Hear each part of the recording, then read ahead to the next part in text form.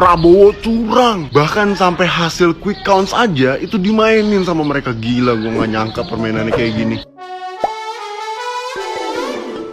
Hola netizen yang tercinta, kubu Prabowo Gibran di atas angin karena unggul sementara di hasil perhitungan cepat atau quick count. Dari 6 lembaga survei, pasangan nomor urut 2 tersebut berhasil meraup lebih dari 55% suara dan berpeluang menang hanya dengan satu putaran saja. Menanggapi hal itu, calon presiden nomor urut 1 Anies Baswedan menanggapi santai. Anies menyatakan bahwa dia masih menunggu hasil real count dari KPU. Anies mengaku bahwa dia tetap berpikir positif. Dia pun tidak terlalu panik melihat angka persentase suara Prabowo Gibran di quick count yang sampai 60%. Sementara itu, mengenai dugaan adanya kecurangan dalam proses pemilihan, Anies tidak ambil pusing. Dia hanya menyerahkan kepada timnya. Nah, gimana nih menurut netizen yang terhormat? Silahkan berkomentar ya.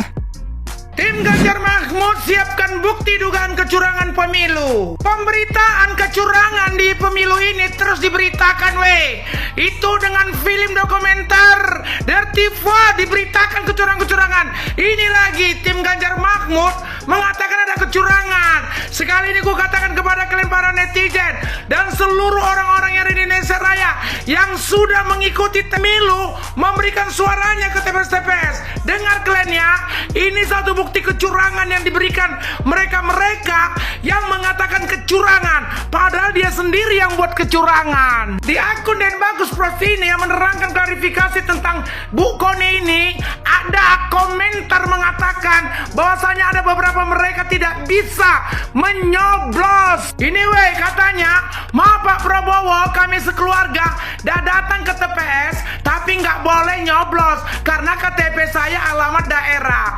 Seribuan hak tidak nyoblos. Semoga all in Prabowo. Komentar itu ku dengar dan kulihat di komentar akunnya Pak Bagus ini yang dia ceritakan tentang Bu Koni. Ku kasih tahu kalian ya semuanya masyarakat Indonesia. Beberapa hari ini ada informasi-informasi yang mengatakan pemilu ada kecurangan. Ada kecurangan nanti di TPS, ada kecurangan hasil pemilu dan ditujukan kepada paslon 02 dari paslon 01 dan 03, dan sampai-sampai mereka membuat film dokumenter itu menyatakan kalau pemilu ini curang. Ini ku kasih tahu sama kalian, di tempatku pun curang ada berapa ribu orang nggak nyoblos. Kalau tadi di komentar akun Pak Bagus tadi mengatakan bahwasanya tidak bisa menyoblos kalau KTP daerah, di sini pun kayak gini juga banyak kali anak kosku ini ada berapa puluh orang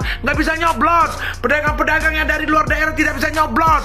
Ku minta dan kalian ku harap semuanya pejabat coba ulang, karena yang nggak nyoblos ini 100 juta ribu persen memilih Prabowo. Tadi lewat itu Bawaslu pengawasan pemilu. Kutanya sama dia, kenapa banyak kali kami tidak bisa nyoblos karena KTP kami keluar daerah. Nggak tahu lah itu urusan KPU, katanya kayak gitu. Ada lagi adekku, dia pergi ke mau nyoblos karena KTP-nya dari luar daerah. Ditanya orang itu mau milih apa, Prabowo, nggak bisa Jadi biar ku kasih tahu semua kalian ya, para caleg dan para paslon-paslon berapapun kalian, semuanya pejabat-pejabat, tolong datang ke TOS 3000. Ulang lagi lah, beribu-ribu orang belum nyoblos dari daerah. Kalian tahu kalau di Batam ini banyak kali orang merantau.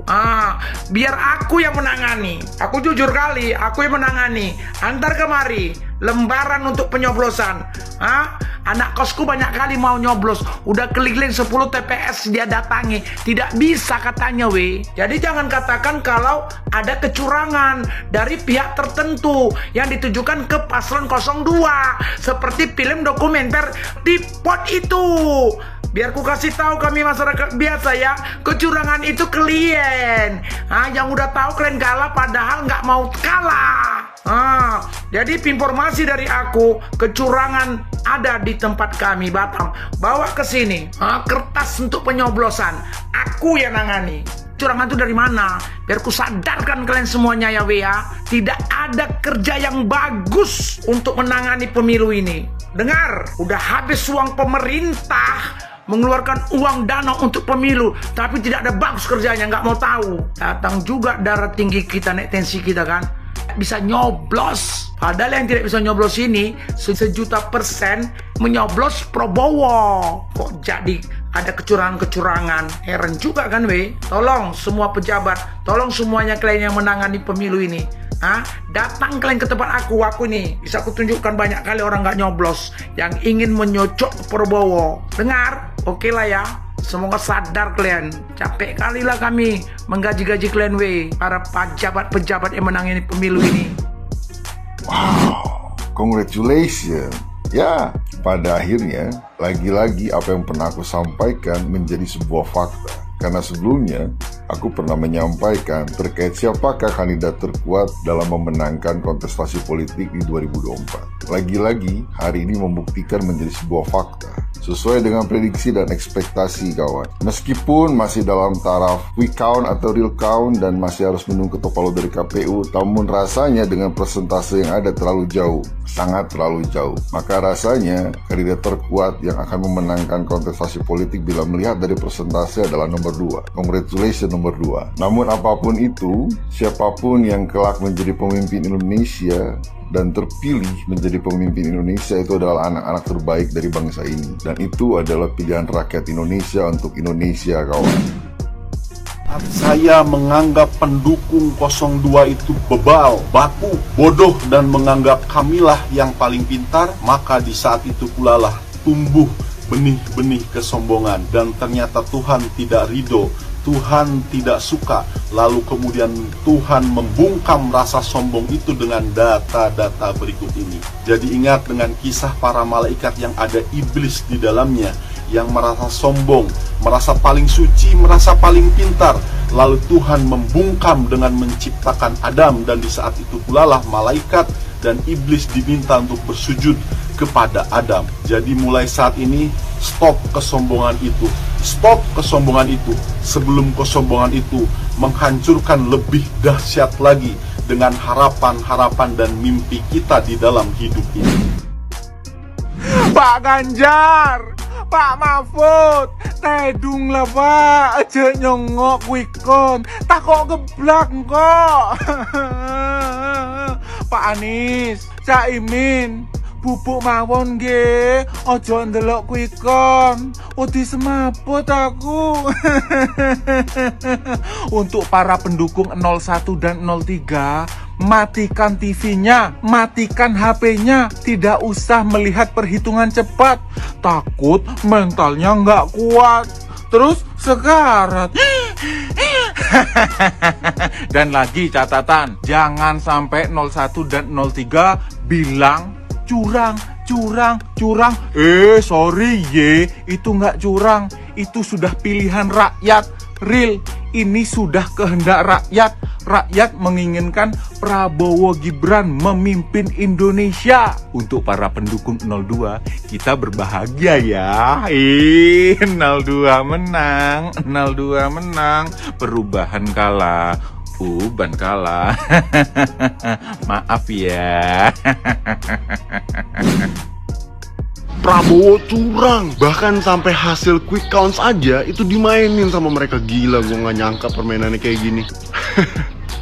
Aduh, kenapa sih? Ya udahlah, kalau emang lu ngerasa curang, ya udahlah laporin. Banyak yang koar-koar, apaan nih kertas gue udah dicoblos segala macem. Ya udahlah, lu videoin, lu buktiin, lu laporin. Jangan kebanyakan koar-koar, tapi pada lu tuh nggak terima kalau yang lu dukung kalah. Siapa sih yang seneng kalau emang dicurangin ya? Kalau emang ada kertas yang udah dicoblos, kita juga pasti sebel lah mau gue dukung Prabowo atau siapa juga. Cuman ya udah, lu videoin aja, lu buktiin, lu laporin ke Bawaslu. Kalau emang nggak bisa dilaporin ke sana, nggak mempan, ya lu laporin lah ke media sosial biar netizen yang gerak. Jangan sampai lo koar-koar tapi lo nggak nyoblos, gitu kan nyebelin. Udahlah, kalau emang nggak sesuai ekspektasi lo, yang lo jagoin nggak menang, ya udahlah terima aja. Jangan sampai lo terprovokasi dan akhirnya nyerang sana sini. Lo protes demo kemana-mana, lo ngancurin sesuatu tanpa adanya bukti, yang ada lo malah jadi korban.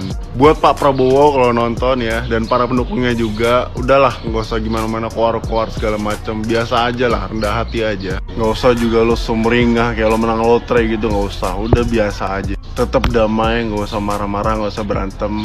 Ya kalau misalkan besok lo lihat temen lo ada yang merenung, nah itu pasti kalau nggak pendukungnya Anies, ya Ganjar.